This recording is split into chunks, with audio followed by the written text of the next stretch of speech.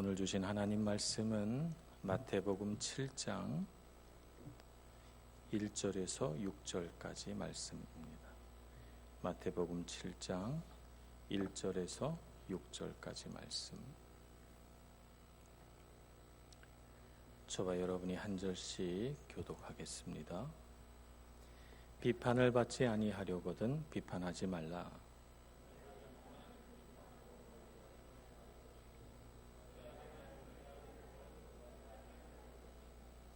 어찌하여 형제의 눈 속에 있는 티는 보고 내 눈 속에 있는 들보는 깨닫지 못하느냐?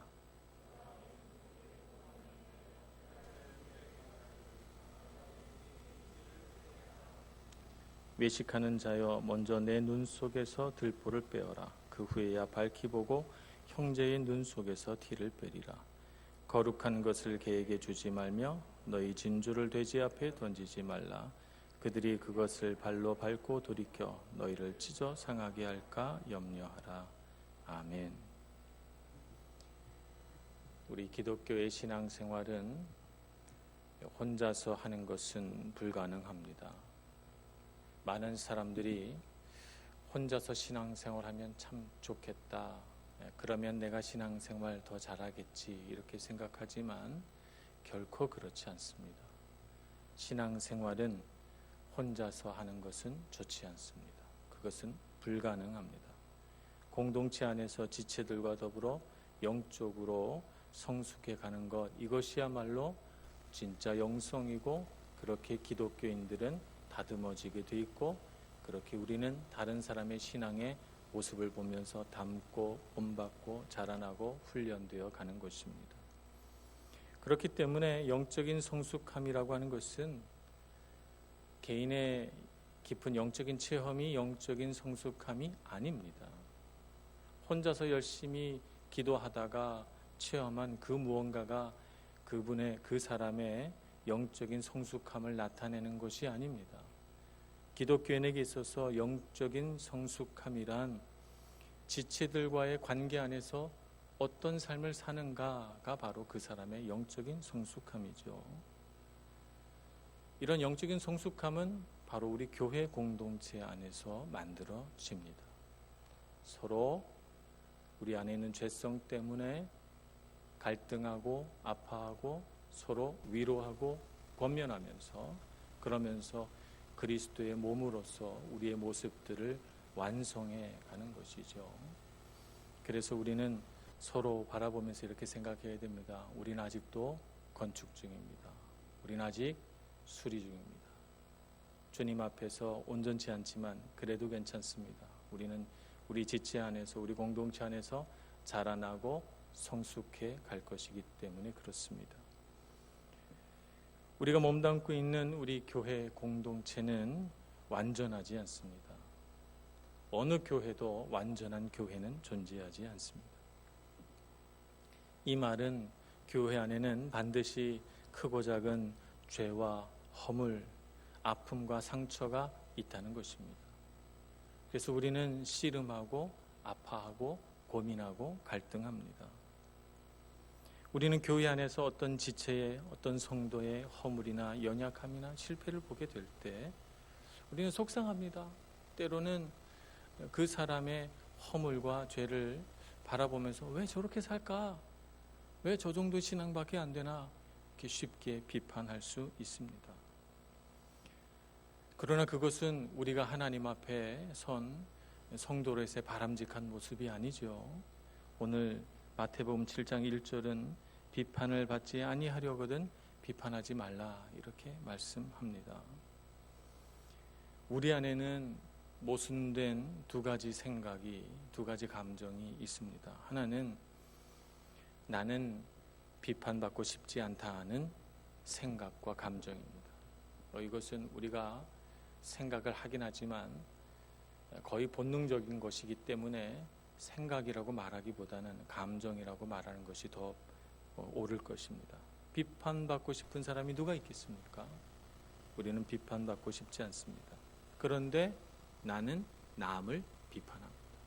끊임없이 비판하는 행위 가운데 있죠. 말로 비판하고 얼굴 표정으로 비판하고 그리고 마음 깊숙한 곳에서 다른 사람을 비판합니다.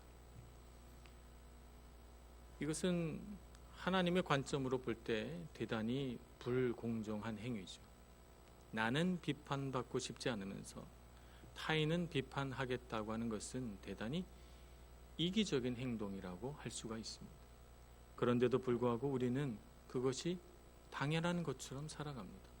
당연히 나는 비판받지 않을 것처럼 생각하고 내가 비판받으면 그것은 부당하고 불공정하다고 생각하고 내가 남을 비판할 때는 그것은 옳은 것이고 마땅히 비판해야 하는 것이라고 생각하면서 당당하게 비판합니다. 그러나 내 관점이 아니라 하나님의 관점에서 본다면 그것은 대단히 불공정한 행위이고 이기적인 생각이며 하나님께서 그것을 죄로 여기지 않겠습니까? 비판하는 사람의 이런 모순된 태도에 숨겨져 있는 생각들이 있습니다. 이러한 모순된 태도에 대해 나는 정말 문제가 있구나, 나는 왜 그럴까, 이렇게 고민하지 않는다면, 그렇다면 이러한 태도가 문제가 있다고 느끼지 못하는 무언가가 있다는 것입니다.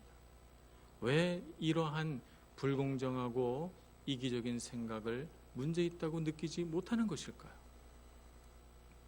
그것은 나는 비판받을 것이 별로 없다는 영적인 무감각 때문입니다.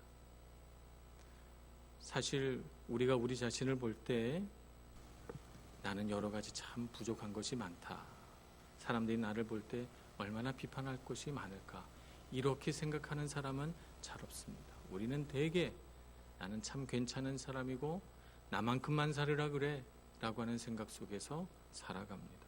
비판받을 게 별로 없다고 생각합니다. 그러다 누군가가 나의 연약함이나 나의 실수나 나의 아픈 것을 콕 집어 말하거나 가르쳐주면 우리는 분노합니다. 아파합니다. 괴로워합니다. 그래서 우리는 이런 영적인 무감각을 깨워 일으켜야 합니다. 내가 비판받을 것이 별로 없다는 생각에 젖어 살아가면 안 됩니다.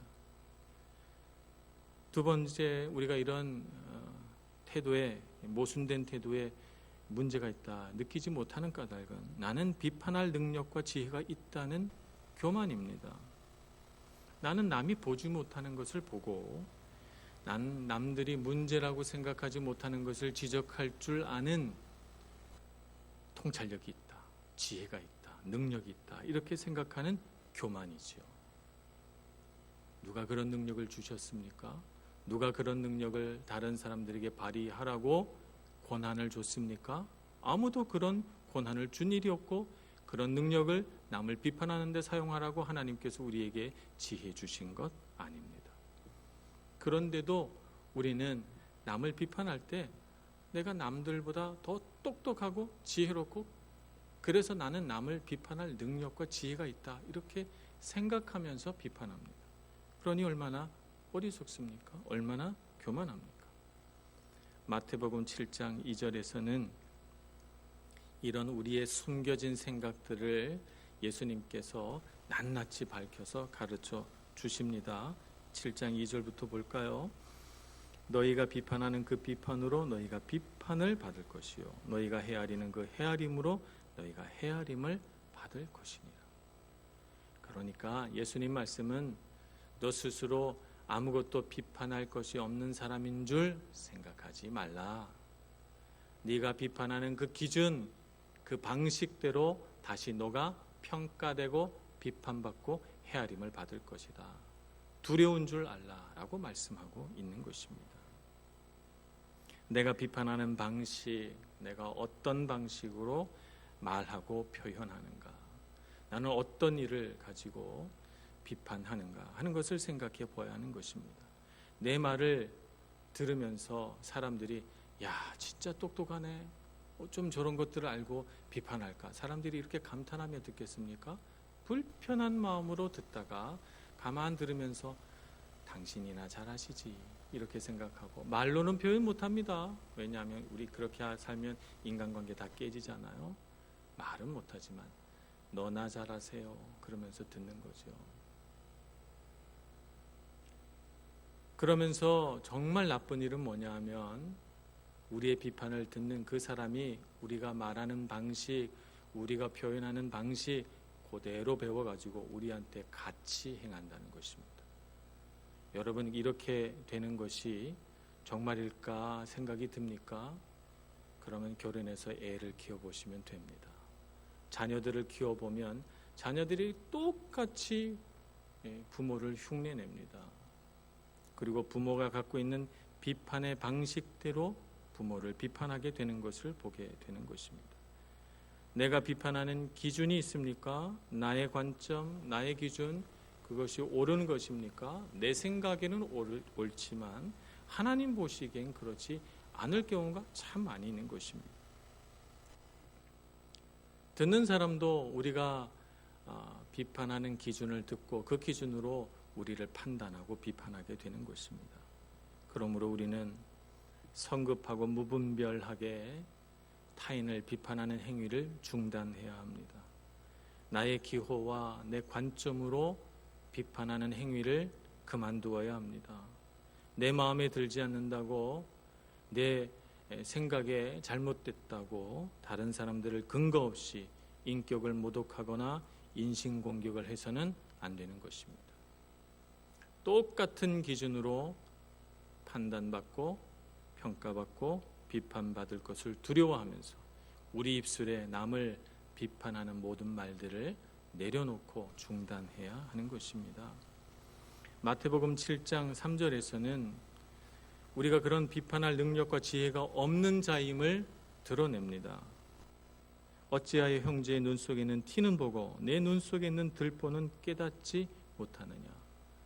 내 눈 속에는 들보, 천장에 있는 커다란 나무 기둥과 같은 그런 엄청난 죄가 있는데 다른 사람 눈에 있는 자그마한 티, 톱밥의 먼지 같은 그 자그마한 티를 파내려고 비판하고 있는 우리의 모습을 하나님의 관점에서 예수님께서 보여주고 있는 것이죠. 이것이 바로 영적인 무지고 영적인 무감각인 것입니다. 내 것은 못 보고 남의 것만 봐요. 이렇게 되는 이유는 우리의 눈이 항상 밖을 보도록 돼 있기 때문에 나는 내 내면 안에 일어나는 죄는 보지 못하고 다른 사람들만 보는 것입니다. 우리 내면을 보는 눈은 무엇입니까? 우리 육체의 눈은 우리 내면을 볼 수가 없습니다. 우리 내면을 보는 눈은 영적인 눈입니다. 하나님 앞에서 나는 어떤 사람인가? 하나님 보시기에 나는 어떤 사람인가? 자기를 성찰하고 뒤돌아보고 그래서 하나님 앞에 부끄럽고 죄송하게 생각하며 끊임없이 나의 죄의 문제를 주님 앞에서 해결해 가는 사람이야말로 진정으로 아름답고 영성 깊은 사람이라고 할 수 있는 것입니다. 잠언 3장 7절에서는 이렇게 말씀하십니다. 스스로 지혜롭게 여기지 말지어다. 여호와를 경외하고 악을 떠날지어다. 이렇게 말씀합니다. 스스로 지혜롭게 여기는 것이 우리 인간의 깊은 병입니다. 자신이 똑똑하다고 여기기 때문에 우리는 내 눈에 들보는 보지 못하고 다른 사람의 눈에 티를 파내려고 하는 것입니다. 창세기 3장 1절에 이런 말씀이 있습니다. 뱀은 여호와 하나님이 지으신 들짐승 중에 가장 간교하니라 이렇게 말하고 있습니다. 간교하다라는 말은 뱀이 갖고 있는 그 사악한 지혜를 우리말로 조금 더 부정적인 의미로 간교하다 표현했지만 사실 히브리어 원어는 뱀이 가장 지혜롭더라 이렇게 되어 있습니다. 지혜로웠습니다. 뱀이 어리석어서 아담과 하와를 죄에 빠뜨리지 않았어요. 여러분 이걸 꼭 기억해야 합니다. 뱀이 무지하고 무식하고 어리석어서 아담과 하와를 유혹해서 죄에 빠뜨린 것이 아니에요. 뱀이 어때서 죄 가운데로 빠지게 만들었습니까? 지혜로웠기 때문입니다. 뱀은 스스로 지혜롭다고 여겼기 때문이에요. 선과 악을 구분하는 기준이 누구에게 있습니까? 하나님께 있습니다. 선악을 알게 하는 나무의 열매를 따먹게 하면서 이것을 따먹으면 너희 눈이 밝아져서 하나님과 같이 될 것이라고, 그래서 하나님처럼 선과 악을 구분하게 될 것이라고 유혹을 합니다. 그래서 하나님처럼 되려고 하는 그 마음으로 그 유혹에 넘어가서 하와와 아담이 선악과를 따먹습니다. 그 순간부터 선악의 기준이, 하나님께 있던 선악의 기준이 사람에게 들어와서 사람마다 다 자기가 옳대요. 사람마다 다 자기가 옳고 그름을 잘 분별하는 지혜로운 사람이라고 스스로 생각하는 것입니다. 시편 1편 1절은 이렇게 말씀합니다. 복 있는 사람은 악인들의 꾀를 따르지 아니하며. 이 세상에 똑똑한 사람, 꽤 많고 지혜로운 사람 얼마나 많습니까? 복 있는 사람은 어떤 사람입니까? 뱀처럼 간교한 사람입니까? 악인들의 꾀를 따르는 사람입니까? 아닙니다. 자기에게 주신 하나님의 은혜를 누릴 줄 알고 그 옛날 아담과 하와 때문에 하나님께 있어야 할 선악의 기준을, 나에게 가져온 이 선악의 기준을 다시 하나님께 돌려드리는 사람이 바로 복 있는 사람입니다. 그래서 악인들의 꾀를 따르지 아니하는 사람이죠. 비판이란 지적인 행위입니다. 그래서 똑똑해야만 비판할 수 있어요. 똑똑하니까 스스로 지혜롭게 여기고 그래서 비판합니다. 비판은 중독이 됩니다. 비판하는 것이 습관이 되고 중독이 되면 삶의 도덕적인 기능이 마비가 됩니다. 그래서 옳고 그름을 결국에는 분별하지 못하게 됩니다. 정말 하나님의 기준으로 볼 때 무엇이 옳고 그른지 분별하는 기능이, 영적인 기능이 상실됩니다. 영적인 능력이 마비가 됩니다. 비판이 습관이 되면 말입니다. 그래서 우리는 두려워해야 합니다. 내가 오늘 하는 한 번의 비판이 내 마음속에 무언가 거룩하고 영적인 것을 또 한 부분 파괴했구나라고 하는 것을 깨닫고 비통해야 하고 아파해야 하는 것입니다. 비판하는 순간 우리는 비판하는 대상, 내가 비판하는 사람보다 내 자신이 높다고 느낍니다. 스스로 높은 자리에 앉는 것을 조심해야 합니다. 그러므로 우리는 스스로 재판장이 돼서 이 사람은 이렇고 저 사람은 저렇고 끊임없이 비판하고 판단하면서 우월감을 누리는 것에 대단히 주의해야 하는 것입니다. 내가 다른 사람보다 낫다고 생각하여 행복하다면 그 행복은 대단히 병든 행복이 되는 것입니다. 그렇기 때문에 우리는 비판하지 않기 위하여 나 스스로 다른 사람보다 내가 낫구나 하고 느끼는 그 무언가가 있을 때 두려워해야 합니다. 내가 그래도 다른 사람보다 조금 재산이 있구나 생각할 때 두려워해야 되고, 내가 다른 사람보다 더 능력이 있구나 생각할 때 두려워해야 되고, 내가 다른 사람보다 더 지혜롭다고 생각할 때 두려워해야 됩니다. 바로 그것이, 내가 다른 사람보다 낫구나 생각하는 그것이 내 입에서 비판을 만들어내고 나를 교만하게 만들고 나로 하여금 우월감에 젖어들게 만들고 내 안에 있는 영성, 그 거룩하고 아름다운 것들을 파괴하기 때문입니다. 빌립보서 2장 3절은 이렇게 말씀합니다. 오직 겸손한 마음으로 각각 자기보다 남을 낮게 여기고. 겸손은 그리스도인의 영성의 결정체입니다. 겸손이란 나에게 왔던 선악의 기준을 하나님께 돌려드리는 것입니다. 예수님의 십자가 발 앞에 내려놓는 것입니다. 그래서 나는 아무것도 모릅니다. 하나님만 옳습니다. 나는 무지합니다. 나는 분별할 줄 모르고 나는 판단할 줄도 모르는 어리석은 사람입니다. 그러니 하나님의 관점을 내게 주옵소서. 하나님이 보시는 눈으로 보고 살게 해 주옵소서라고 말하는 사람이 진짜 겸손한 사람이죠. 우리가 주변 사람을 볼 때 저 사람은 어쩌면 저렇게 성실할까? 저 사람은 어쩜 저렇게 겸손할까? 저 사람은 어쩜 저렇게 지혜로울까?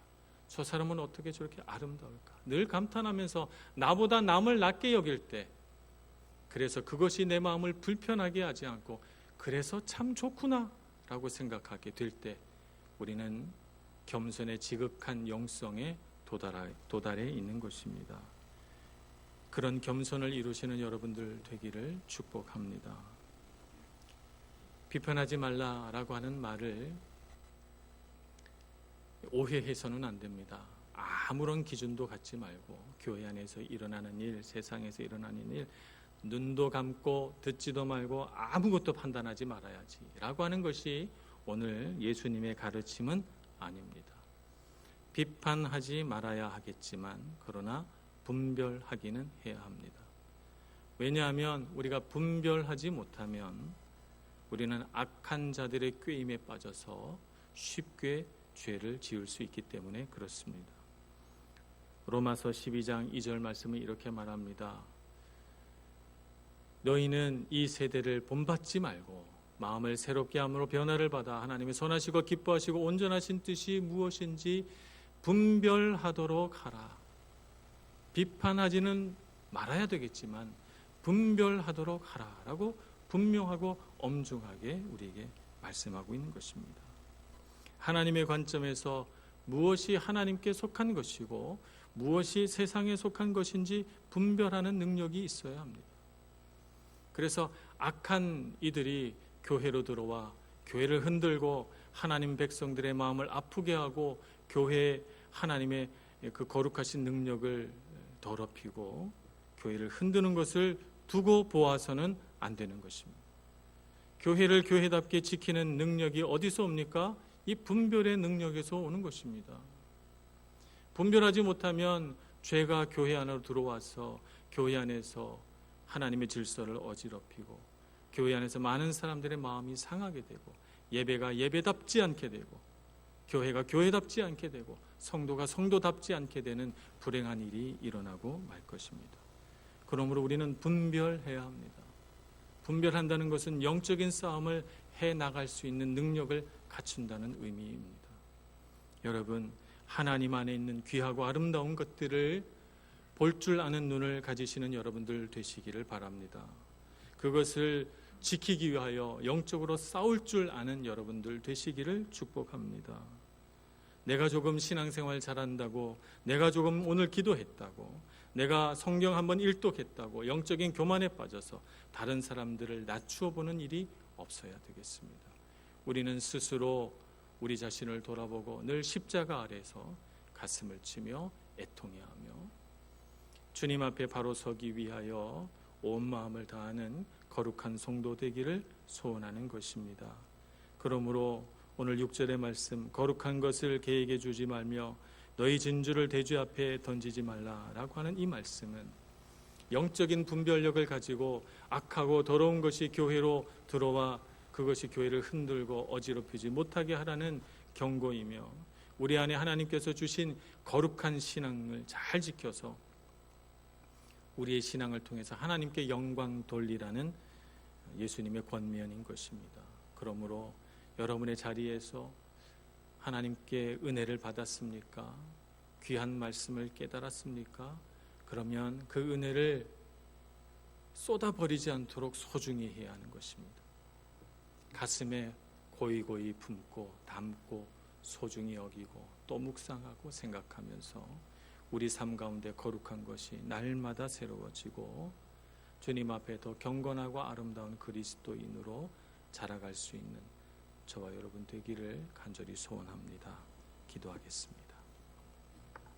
자비로우신 하나님, 거룩한 은혜를 우리에게 부어주셔서 주님의 말씀을 깨닫고 또 말씀대로 살아갈 결심과 능력을 주신 것을 감사합니다. 하나님, 주님의 말씀을 꿀보다 더 달게 받고 이 귀한 말씀이 우리 마음 가운데 그대로 이어져서 영적으로 분별하는 능력 있는 사람이 되되 함부로 비판하거나 비판함으로 죄를 짓는 어리석은 사람이 되지 않는 은혜로운 성도들 다 되게 하여 주시옵소서. 그래서 하나님, 우리 삶 가운데 하나님이 영광 받으시는 그런 삶을 살아내게 해주시고 그런 삶을 삶으로서 하나님의 마음을 기쁘시게 하는 저희들 다 되게 하여 주옵소서. 예수님의 이름으로 기도합니다. 아멘.